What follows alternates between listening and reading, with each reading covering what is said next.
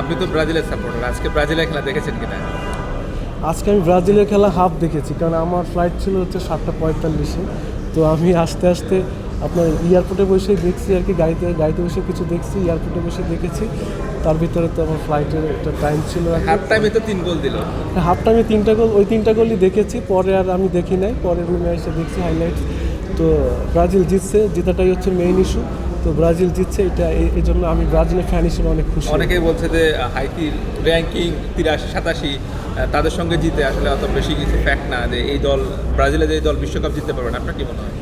আসলে দেখেন, সত্য কথা কি, বিশ্বকাপে যে কোনো যারাই দল পার্টিসিপেট করে না কেন, ছোট দল বড় দল ম্যাটার করে না, কারণ সবাই চায় যে বিশ্বকাপের মঞ্চে ভালো খেলতে এবং সবাই চায় ম্যাচ জিততে।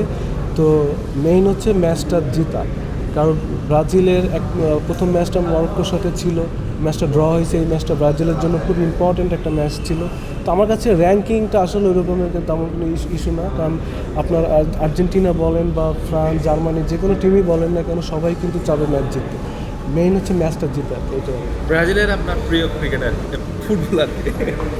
ব্রাজিলের ফুটবলার তো আসলে নেইমার তো আমার পছন্দের, ঠিক আছে, কিন্তু মিনিয়াস্তা ও খুব ভালো ফুটবলার, এই আর কি। বাট আমার ব্রাজিলের অ্যাজ এ টিম হিসাবে, অ্যাজ এ দল হিসাবে আমি চাই যে ব্রাজিল এবার বিশ্বকাপে একটা চমক দেখায়, কারণ আমরা ব্রাজিলিয়ান সাপোর্টাররা খুবই আগ্রহের সাথে বসে আছি যে একটা চমক দেখার জন্য। মানে সব সময় আসলে ব্রাজিল সাপোর্টাররা খোঁচা শুনতে হচ্ছে, ফেসবুকে বলি সরাসরি বলি, কারণ ব্রাজিল অনেক বছর বিশ্বকাপ জিতেনি।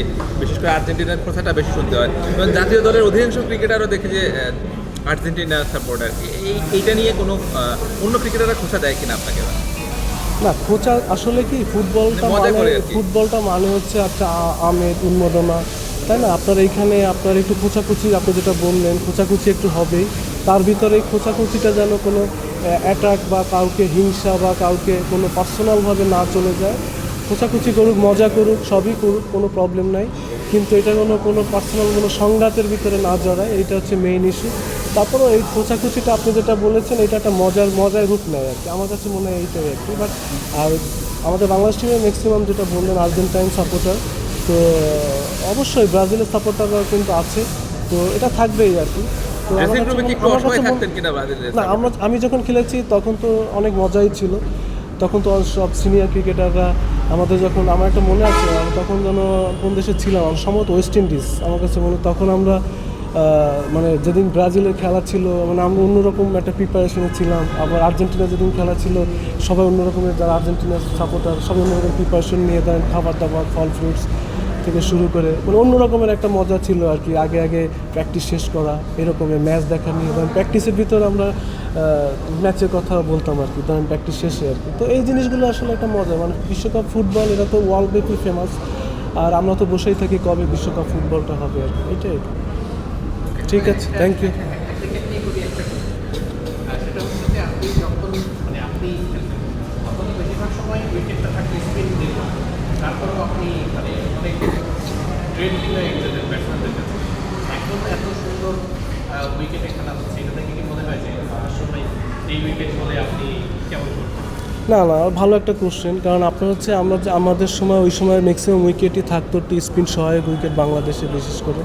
তো অবশ্যই ওই সময় আমাদের পেস বলাররাও হয়তো বা কম খেলতো, চ্যালেঞ্জিং ছিল প্রত্যেকটা পেস বলারের জন্য মাঠে পারফর্ম করাও।